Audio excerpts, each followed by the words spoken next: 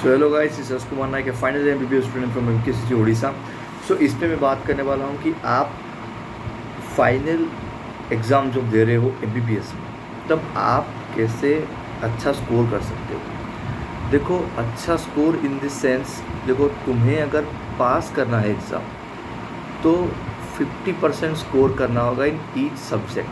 मतलब देखो, let suppose तुम फर्स्ट ईयर एग्ज़ाम दे रहे हो और एनाटॉमी का पेपर है, तो एनाटॉमी का 2 पेपर होता है, पेपर 1 और पेपर 2। सो 100 ईच, टोटल 200 हो गया। सो 200 में से तुम्हें 100 अबव स्कोर करना है, प्लस ईच पेपर में 40 अबव स्कोर करना है। ये है क्राइटेरिया पास होने के लिए एमबीबीएस में। पेपर 1 में तुम्हें 40 अबव लाना है 100 में से, पेपर 2 में तुम्हें 40 अबव लाना है 100 में से, बट कंबाइन तुम्हें 100 अबव लाना है। ठीक है, 40 अबव लाए, बट कंबाइन अगर 100 नहीं हुआ, जैसे 45 आया बट 100 अबव नहीं आया, तो तुम फेल हो जाओगे। 40 above each subject and combine each paper 40 above and combine more than 100 and more than 50%, ये हो गया। और प्रैक्टिकल तुम्हारा 100 मार्क्स का होगा, उस पर तुम्हें 50 से अबव स्कोर करना है, तो तुम पास हो जाओगे उस पेपर में।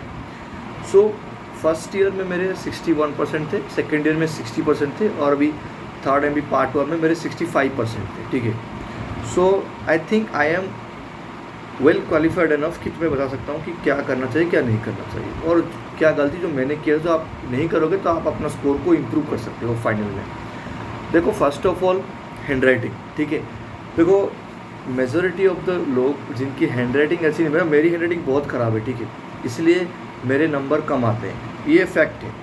तुम चाहे वो 10th हो गया, 12th हो गया, या फिर एमबीबीएस हो गया, जो भी थ्योरी पेपर में हैंड राइटिंग तुम्हारा मैटर करता है मार्क्स स्कोर करने के लिए।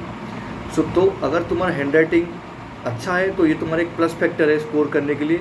देखो, इवेंचुअली जब तुम मतलब लॉन्ग रन में हैंड राइटिंग का कोई काम नहीं है, आई नो, बट ये मैं अपने आप को भी बोलता हूँ, बट क्या करें, एग्ज़ाम में तो ये होगा ही। सो अगर तुम्हारा हैंड राइटिंग अच्छा है तो तुम्हारे लिए वो एक प्लस पॉइंट है, अच्छा नहीं है तो वो माइनस पॉइंट है, बट इसका ना ये नहीं कि तुम फेल हो जाओगे। ठीक है, क्योंकि मेरा हैंड राइटिंग भी बहुत ख़राब है, but I score good. Second point ये है कि डायग्राम भी तुम्हें अच्छा करना पड़ेगा विथ प्रॉपर लेबलिंग। अगर तुमने अच्छे से डायग्राम को प्रेजेंट किया, अच्छे से लेबल किया, तो वो तुम्हारे लिए एक प्लस पॉइंट होगा। Plus flow charts. ठीक है, मतलब तुमने कोई भी एक प्रोसीजर लिखा, लेकिन फिजियोलॉजी का हो गया, तुमने कोई भी एक प्रोसीजर लिखा, लाइक सपोज क्लॉटिंग मैकेनिज्म हो गया, डिफरेंट मैकेनिज्म से उसमें, लाइक जो पाथवेज हो गया, विजन पाथवे या फिर हियरिंग पाथवे, तो वो पाथवेज में तुम्हें अच्छे से फ्लो चार्ट करना आना चाहिए। तुम उसको एक्सप्लेन करोगे, फिर उसका एक फ्लो चार्ट बनाओगे, तो ये तुम्हारे लिए एक प्लस फैक्टर हो जाएगा, डायग्राम एंड फ्लो चार्ट्स। ये हो गया सेकेंड पॉइंट। थर्ड पॉइंट हो गया तुम्हारा कि देखो यार, मेजॉरिटी टाइम नहीं होता है, तो लोग एक ही पेन में लिखते हैं, मैं भी एक ही पेन में लिखता हूँ, बट अगर तुम्हारे पास एक बेनिफिट है कि तुम स्पीड अच्छे से लिख सकते हो, तो तुम 2 पेन का यूज़ कर सकते हो, like blue for writing and black for underlying the important points, या फिर ब्लैक में लिख के ब्लू में इम्पोर्टेंट पॉइंट्स को अंडरलाइन कर लो।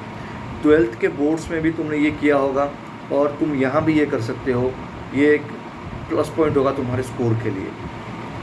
ठीक है, good hand writing, diagrams and flow charts, और हो गया तुम्हारा अंडरलाइन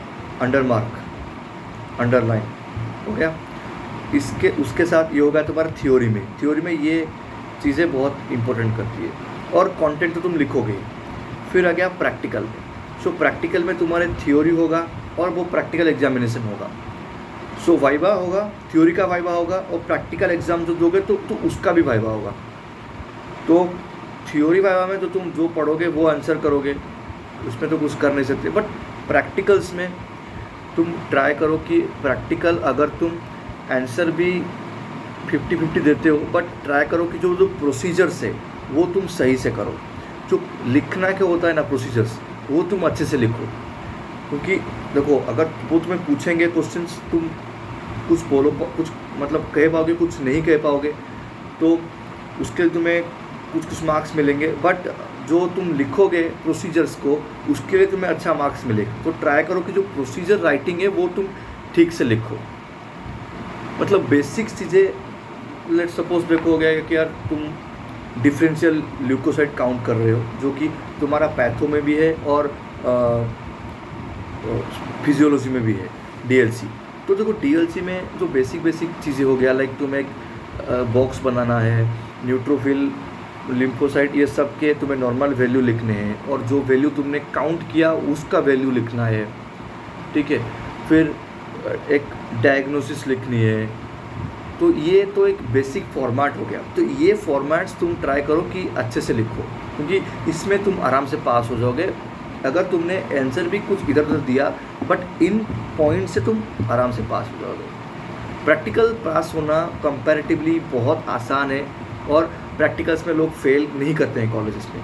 बट अगर तुम अच्छा स्कोर करना चाहते हो प्रैक्टिकल्स में, तो ये पॉइंट तुम हो सकते हो। लाइक देखो बेसिक चीज़ें हो गई, लाइक अगर तुम सेकेंड ईयर एग्ज़ाम दे रहे हो, और तो तुम्हारे स्पेसिमेंट्स आएंगे पैथोलॉजी में, डिफरेंट टाइप ऑफ स्पेसिमेंट्स आएंगे, उसके बारे में तुम्हें पूछा जाएगा कि ये कौन सा स्पेसिमेन है। तो अगर तुम वो स्पेसिमेन या फिर वो इंस्ट्रूमेंट्स हो गए, तो वो अगर तुम आइडेंटिफाई कर दोगे तो तुम पास कर हो जाओगे। और उसके बाद जो आंसर वो तुम करोगे तो वो तुम्हारा प्लस पॉइंट होगा। बट अगर तुमने बस आइडेंटिफाई कर दिया तो तुम पास हो जाओगे। डिफरेंट स्टेशंस होते हैं, ठीक है। लेट सपोज अगर तुम पाथो ले जाओगे, तो पाथो में तुम्हारा एक स्पेसिमेन सेक्शन होगा, एक इंस्ट्रूमेंट सेक्शन होगा, एक चार्ट सेक्शन होगा। तो तुम्हें एक चार्ट पूछा जाएगा, उसका डायग्नोसिस बोलो, एक रिपोर्ट दिया जाएगा क्लिनिकल केस, तो उसका तुम्हें डायग्नोसिस बोलना पड़ेगा। फिर तुम्हें कुछ पैथो स्लाइड्स दिखा जाएंगे कि ये ब्रेस्ट कार्सिनोमा हो गया, इसको स्लाइड मतलब कुछ स्पेसिमेन दिखाए जाएंगे, या फिर तुम्हें दिखाए जाएंगे कुछ इंस्ट्रूमेंट्स, लाइक ग्लूकोमीटर हो गया, या फिर वायल्स हो गए, ये तुम्हें दिखा जाएगा। तो ये अगर तुमने सिर्फ आइडेंटिफाई कर दिया और उसका एक यूज़ कह दिया, तो तुम आराम से पास हो जाओगे। और एवरी कॉलेज में कुछ स्पेसिफिक स्लाइड, स्पेसिफिक इंस्ट्रूमेंट या फिर स्पेसिफिक स्पेसिमेंट्स होते हैं, जो तुम्हें ऑलरेडी अपने सीनियर से या फिर क्लास में पता होता है। तो वो तुम देख के चले जाओगे, तो तुम आराम से प्रैक्टिकल पास हो जाओगे। सो यही था यार कि तुम कैसे फाइनल MBBS एग्ज़ाम में अच्छे स्कोर कर सकते हो। Like more than 60% is very good according to me. So see you in the next one. Bye bye.